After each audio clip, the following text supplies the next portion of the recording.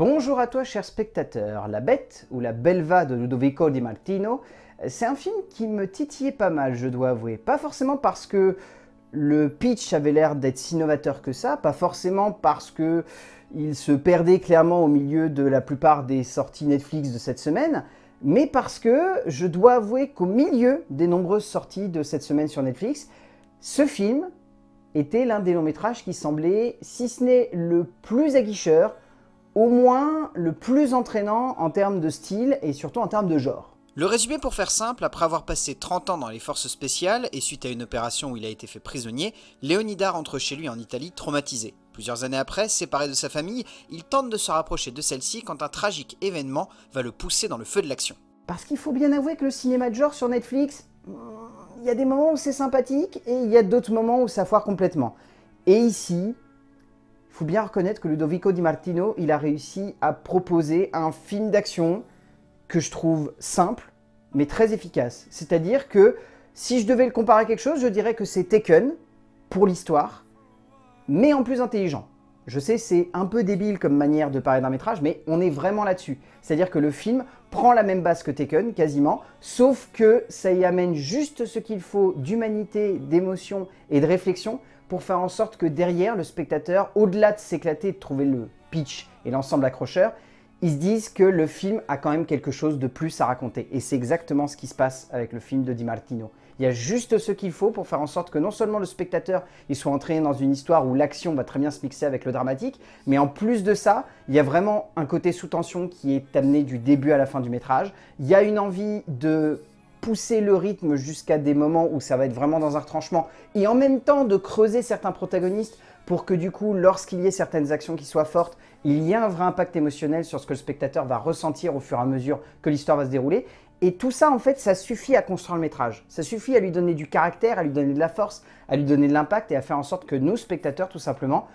on se sente entraînés par cette aventure et on se dise pas simplement, tiens, je vais regarder un énième film d'action comme il y en a beaucoup depuis de nombreuses années, avec peu d'ambition, mais un petit peu de style. De nombreux cinéastes de genre essayent depuis quelques années d'explorer un cinéma d'action que l'on a souvent considéré comme cliché ou un peu trop facile à mettre en scène, ou à développer pour un écran de cinéma. Mais heureusement, ils prouvent que c'est totalement faux depuis quelques années, et heureusement d'ailleurs. Ludovico Di Martino nous embarque ainsi dans un long métrage d'action qui pourrait sonner comme extrêmement simple et facile, mais qui réussit par une forme et un récit assez juste à nous embarquer dans une fresque d'action efficace et explosive qui ne réussit pas à éviter quelques écueils, mais qui résonne comme une promesse de cinéma passionnante et entraînante. En termes d'écriture, le scénario est donc signé par Nicola Ravera, Claudia De Angelis et Ludovico Di Martini.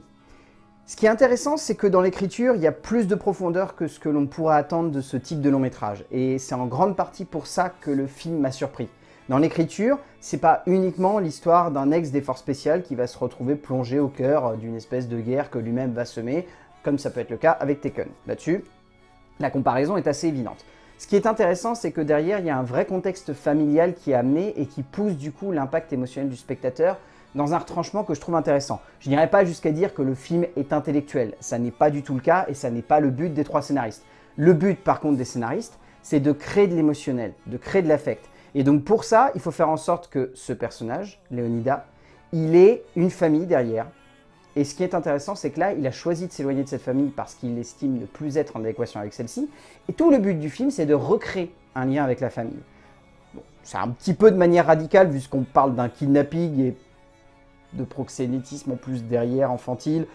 et que du coup, ça pousse dans les retranchements vraiment la reconnexion avec la famille. Mais ce qui est intéressant du coup, c'est que plus on avance dans le métrage, plus on a de la sympathie pour ce personnage qui peut limite sembler un peu antipathique dans les premiers instants du scénario. Et plus ça avance, plus on s'attache à lui parce que justement on joue très bien avec cette émotion à retardement qui va être amenée au fur et à mesure, que ce soit par le fils qui va découvrir le parcours de son père, que ce soit par des flashbacks que lui-même va vivre, ou que ce soit simplement par le regard de sa femme, par le regard de sa fille, etc. C'est des tout petits trucs, mais qui suffisent à faire en sorte que le scénario décolle et ne se contente pas simplement d'être un actionneur débile et régressif, mais d'amener un petit peu plus de profondeur, transformant l'actionneur en quelque chose d'humain. Bon, il est indéniable que ce scénario est assez simple, et que Di Martino, De Angelis et Ravera ne se sont pas cassé la tête pour mettre en forme ce récit, qui sonne clairement comme une version un poil plus intelligente de nombreux scénarios de traque et de revanche qui sont présents dans le cinéma d'action depuis maintenant de nombreuses, voire trop nombreuses années. Ce qui fait décoller ce récit est ainsi, comme évoqué avant, une envie de faire de ce personnage central bien plus qu'un simple ex-agent des forces spéciales prêt à tout pour sauver sa fille, mais donc un vrai héros qui recherche une évolution, un développement dramatique et donc une finalité cinématographique, ce qui donne lieu à ce tout plutôt surprenant dans son genre. En termes de mise en scène, Ludovico Di Martino, il a déjà choisi un format très particulier que j'avais également vu tout récemment sur Le Coupable Idéal, cette espèce de Super 70 que Tarantino avait utilisé pour Les 8 salopards. C'est un format très particulier, donc comme je disais déjà à l'époque pour Le Coupable Idéal, on voit beaucoup dans le monde du clip. L'utiliser au cinéma, je suis toujours un petit peu sceptique. Je dois avouer qu'ici, je trouve ça un petit peu dommage parce que je pense que bizarrement, avec un flat, il y aurait eu plus d'impact sur le spectateur et il y aurait eu une meilleure captation finalement de l'être humain au sein justement de toute cette violence.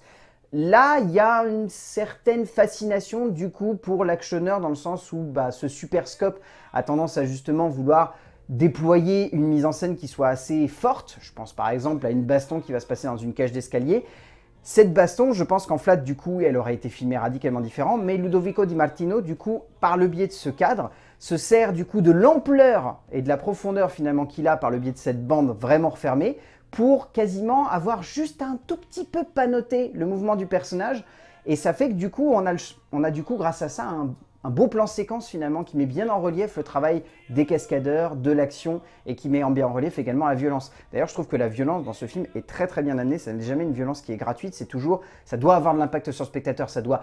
quasiment édifier le personnage, ça doit vraiment lui donner cette appellation de bête qu'on n'arrête pas de dire du début à la fin du film pour justement mettre en relief à quel point c'est vraiment une espèce de carrure, mais alors qui en impose en une fraction de seconde. Et du coup, lorsque l'on arrive devant ces scènes d'action, on ne peut que se sentir complètement impacté par la manière avec laquelle, finalement, il se retrouve au centre de l'action. Et tous ces gestes-là, de la part de Ludovico Di Martino, ça témoigne quand même d'une vraie envie de vouloir apporter quelque chose de plus au genre. Et pas uniquement de se limiter, encore une fois, à un actionneur décérébré. Di Martino sait comment correctement mettre en relief son action, et même si dans le genre cela se doit d'être le minimum, il est également indéniable que cela se doit aussi d'être cohérent par rapport à la démarche. Et ici, le fait de jouer entre action pure et cinéma de genre plutôt tendu appuie cette dite démarche. Il en résulte ainsi une œuvre pas toujours très subtile, pas toujours très juste dans sa manière d'amener le cinéma d'action, mais qui développe tout de même une ambiance et un crescendo dramatique qui donne au long métrage clairement son calibre et permet à ce petit film d'action de sonner comme une proposition de cinéma que personnellement j'aimerais voir un peu plus. En termes de casting, au niveau des acteurs secondaires, je dois avouer qu'il n'y en a pas tant que ça qui m'ont marqué. Il y a Lino Musella qui joue le flic, Antonio, qui s'en sort plutôt bien d'ailleurs je trouve. Monica Piceddu, Andrea Penacci ainsi que Emmanuel Lifanti,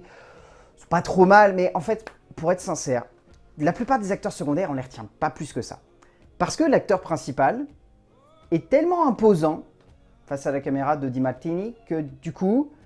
à la fin du métrage, on ne retient que lui, parce qu'il a su totalement s'emparer du cadre. Fabrizio Gifuni est un excellent acteur, brut de décoffrage juste comme il faut pour donner lieu à un personnage attachant et imposant qui marque par un charisme certain et une prestation tout en puissance, physique et dramatique. Au bout du compte, La Bête ou La Belva est un film que j'ai vraiment trouvé cool à regarder. J'avoue que je m'attendais à voir un petit actionneur un peu décérébré et assez simple, et le film arrive à aller au-dessus de ça, à s'élever simplement en un bon actionneur qui arrive à être assez concret et intelligent, pour faire en sorte que le spectateur s'attache non seulement au personnage, mais en plus s'éclate finalement devant la caméra d'un cinéaste qui a envie de nous embarquer dans une aventure où